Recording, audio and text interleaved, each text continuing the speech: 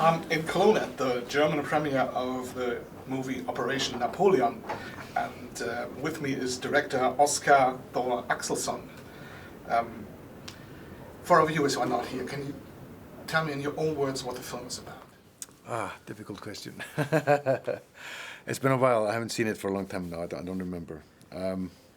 No, it's about an old plane wreck from World War II that resurfaces on Iceland's biggest glacier.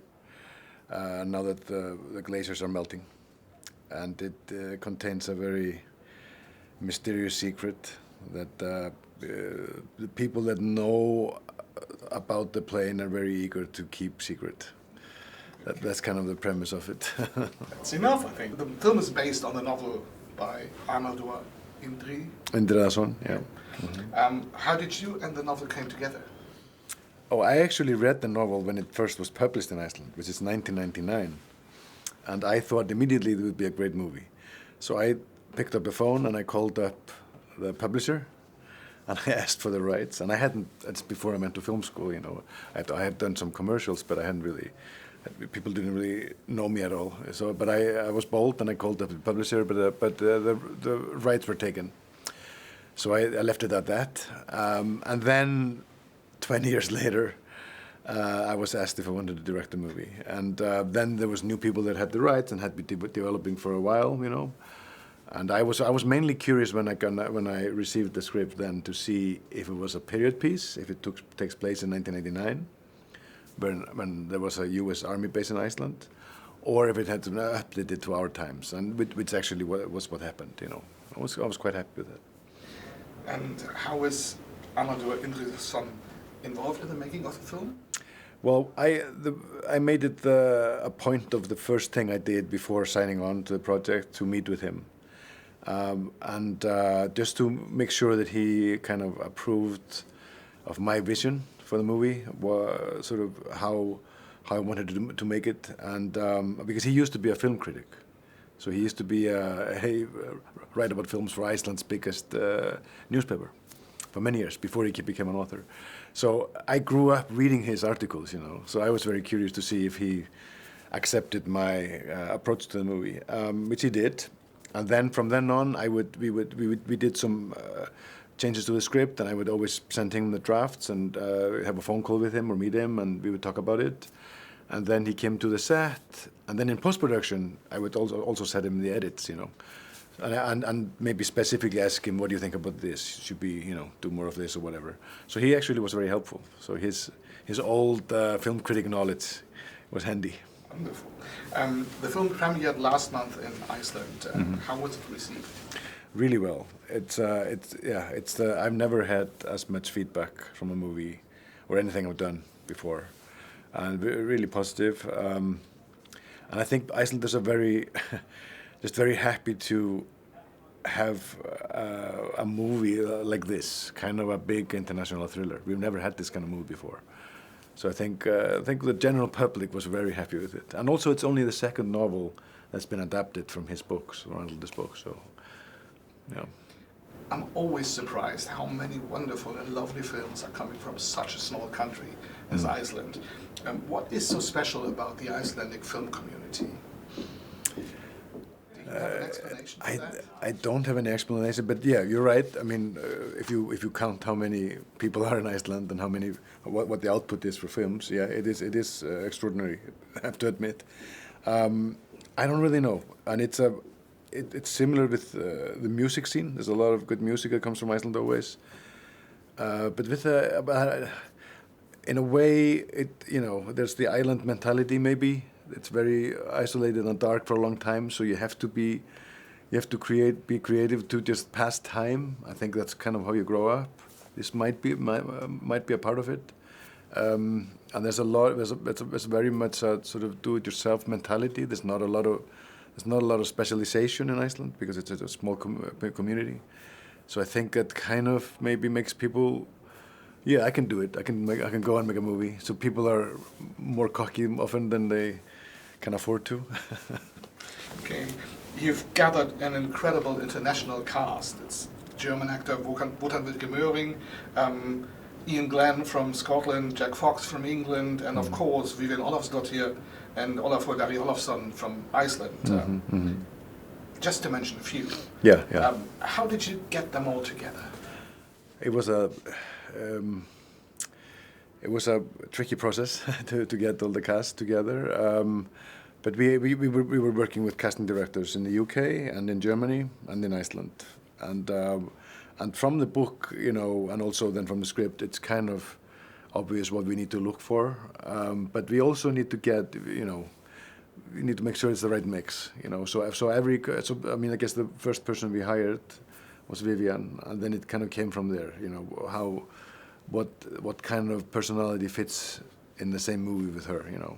So it was a long process, and we took our time, and it's tricky because it's also scheduling, and if you have somebody like Iain who's very popular, and it's also COVID, so it's tricky to travel between countries. So it was a challenge to find the right time, but it came together in the end, you know. Yeah. I can only imagine. And where in Iceland did you film? It's filmed in Reykjavik mostly, and then on the glacier called Langjökull, which I guess is the second biggest glacier. It's not the one that it takes place on actually, but it's because it's more easily accessible. But shooting on a glacier is really, really tricky. You're already just spending 4 hours every day just for commuting, and then you have the elements, you know, and the weather, and the weather changes like this, you know. So it's the glacier was the big deal, you know. But the rest was in Reykjavik, and then we shot here in Cologne for 10 days or so. What scenes do you shot here? We shot in studio with the interior of the plane at the end, and also we shot, you know, a few other scenes. The office for in the bank, and Iain Glen's home, you know, his character's home in the beginning, and a few more things. I think having a budget or having a timetable is mostly good for the creative process of a film. But would you have done anything different if you had, let's say, unlimited time or endless money? Yeah, probably. No, yeah, I mean, yeah, you always want more. You always want more time. Originally we were going to shoot for 50 days. We ended up shooting for, I think, 38 days, and then we added like 3 extra days with a smaller crew. So it was less than we originally intended. I felt that we got away with it in this movie, considering the action and the elements and stunts and things like this. We probably would have spent more time on the glacier if we had it, you know. And we originally we were going to do a little more scenes there, you know, but we had to condense it a little bit. But I don't think the story suffers for it. But I think having unlimited budget is never good anyway, you know. I think so too. Yeah. I hope to finally visit Iceland this year. Okay. So what are your favorite places? What places do I have to see besides all the touristy spots? You would do well by going to Langjökull Glacier, where we actually shot, because they have it's pretty accessible, and it's close to what's called the Golden Circle, which is one of the main tourist things to do when you see the geysers and Gullfoss and Þingvellir. And it's fabulous to go there, you know, especially if you have clear weather. You know you have so amazing views, and you have a lot of fun on ski-doos. However, you should visit Þórsmörk, which is kind of this oasis in between 3 glaciers, including Eyjafjallajökull glacier that erupted in 2010 and caused, famously, and nobody can pronounce it, you know. But that's kind of my favorite place in Iceland, and I try to go there every year. Okay. At the Nordic Film Days in Lübeck last year, the homage was awarded to one of your greatest filmmakers from Iceland, Fredrik Þór Fredriksson. Yep. Do you have any memories of him, or maybe with him? Yeah, of course. Yeah. I mean, he's a big figure in the Icelandic industry. I mean, I grew up, you know, with his movies, and he was kind of he was the main filmmaker when I was growing up. And of course, his presence. He's a little bit larger than life character. So, and he's always fun to be around. You know, he's one of the best storytellers that you will ever meet, in person. So yeah, he's a lot of fun.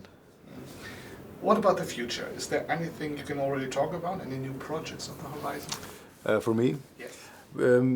I'm right now writing 2 movies. That it's a prequel and a sequel to my first movie, which is a crime movie and tells of the Icelandic underworld around the turn of the century. So now we're doing a movie that takes place when we're basically doing a trilogy that's chronicling the history of the Icelandic underworld. So the first movie is from the 70s, and then it's present day. But at the same time, we're telling the story of Iceland throughout these 50 years, but just through this lens. So this is what I'm working on right now. That sounds interesting. And tonight is the big premiere, the German premiere here in Cologne. What do you expect from tonight's screening? It will be very curious. I'll be very interested to see how the German dubbing is. No, I mean, in a way, I mean, I was here in Cologne earlier, like 8-9 months ago when we were filming. I was staying in this hotel, and every day was very stressful, and we were working a lot. Now I'm just very relaxed and looking forward to tonight. It's kind of reunion with the actors and everybody that was from here. I think that's a good basis for tonight. I wish you all the best for tonight's screening. Thank you. Thank you very much for the interview. Thanks a lot. Good luck with it. Thanks. Cheers.